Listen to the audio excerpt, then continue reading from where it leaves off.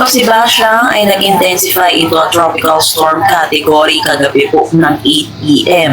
Sa ngayon, ito ay huling namataan sa line 515 kilometers east ng Hinatuan, Surigao del Sur. May taglay na lakas na hangin na 65 kilometers per hour at pagbugso na umaabot ng 80 kilometers per hour. Ito ay kumikilos westward sa bilis na 15 kilometers per hour. Para naman sa ating forecast track dito sa Bagyong si Basyang, naasahan po natin magla-landfall po ito ngayong gabi or bukas ng madaling araw dito po sa eastern section ng Mindanao, kung saan tatawid po ito ng kalupaan ng Mindanao patungo dito sa mga isla po ng Kabisayaan po natin.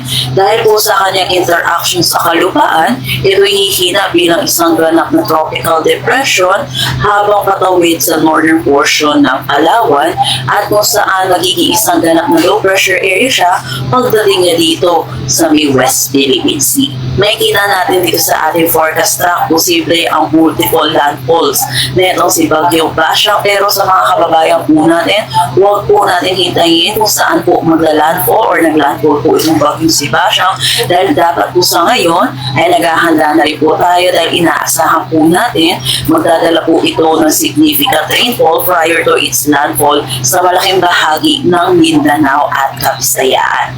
Sa matala, makikita din natin yung gray area po natin. Ito po yung ating cone of probability kung saan posible pong dumaan pa po itong bagyo natin si Basyang. So may posibilidad po na magkaroon pa rin po tayo ng southward shift dito sa kanyang forecast lang. So yun po, para sa ating mga kababayan po, dapat naghahanda na rin po tayo dahil sa ulan at yung hangin na dala po nito ni Basyang.